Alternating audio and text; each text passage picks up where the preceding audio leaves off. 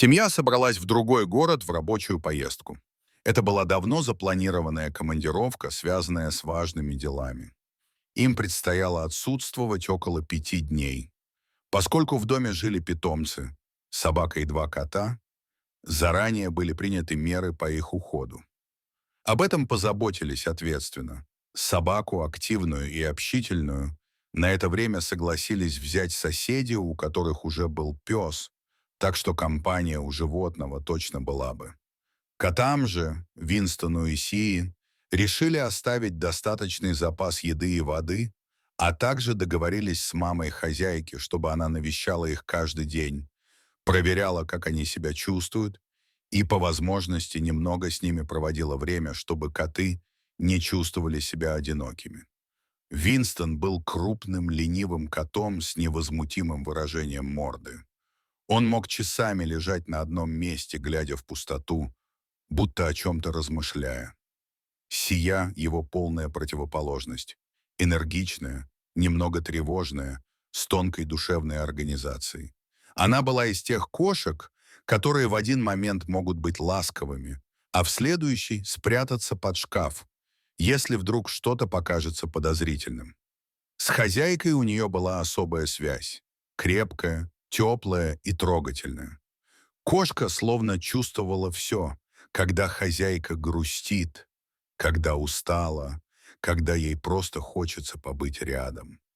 Она приходила, ложилась рядом, тихо урчала, как будто успокаивала.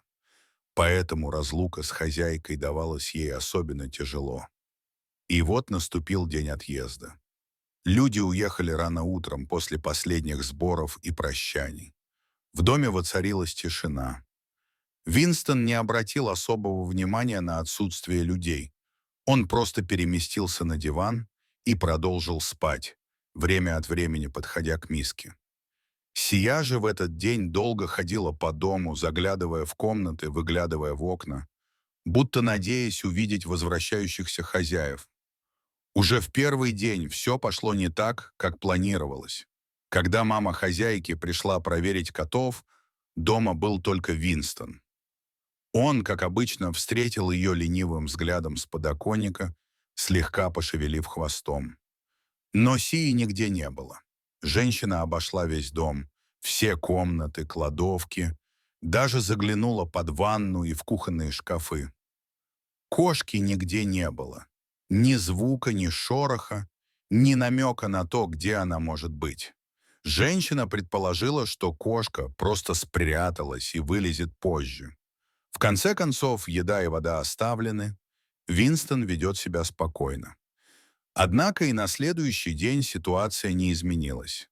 Во время следующего визита она снова обнаружила только Винстона.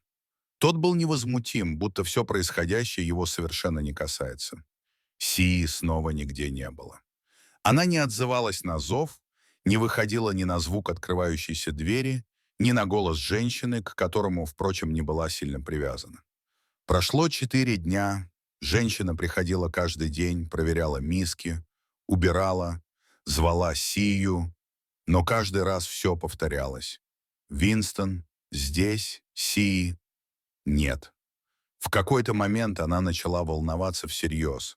Вдруг кошка как-то выбралась на улицу, вдруг потерялась или, не дай бог, где-то застряла. Но все окна были закрыты, двери заперты.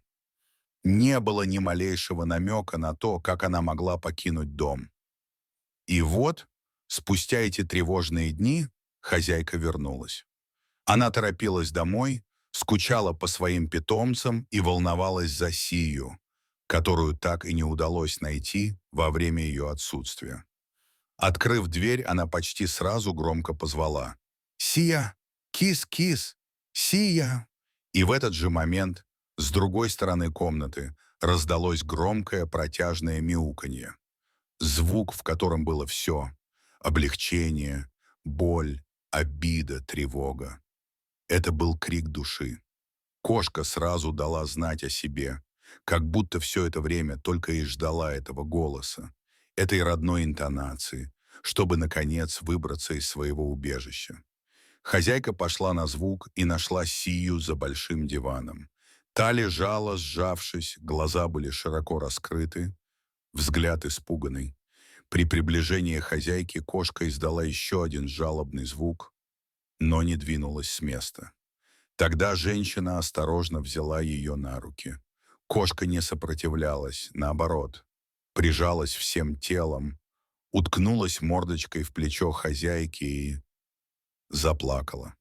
Настоящие кошачьи слезы, не просто влажные глаза, а слезы, которые текли по мордочке, пока она всхлипывала, мяукала, фыркала, сотрясаясь всем телом.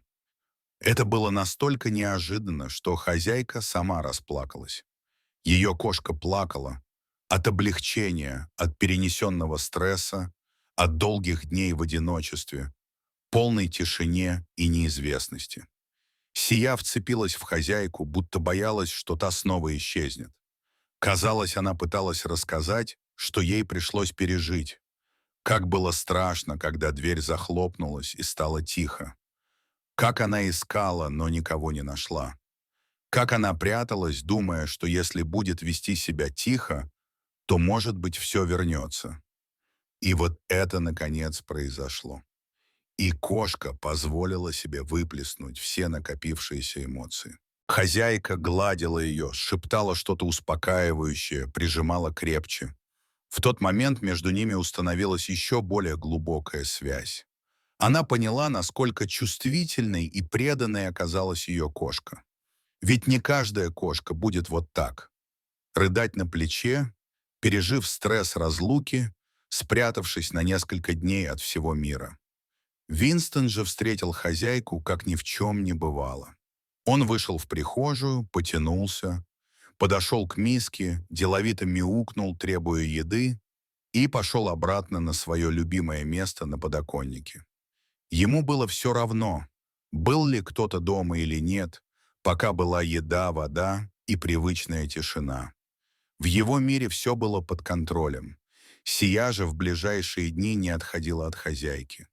Спала рядом, ходила за ней хвостиком, просилась на руки, урчала, заглядывала в глаза, будто проверяя, точно ли это не сон, точно ли ее снова не оставят.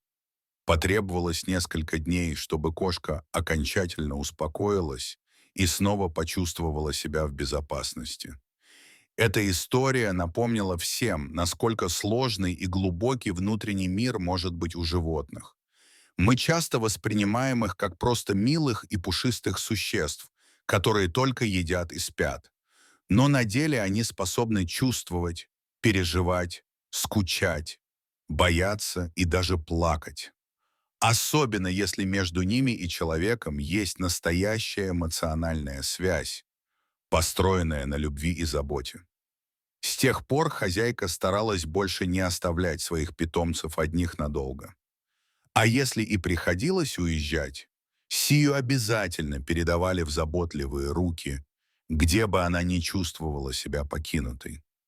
Ведь она не просто кошка, она часть семьи.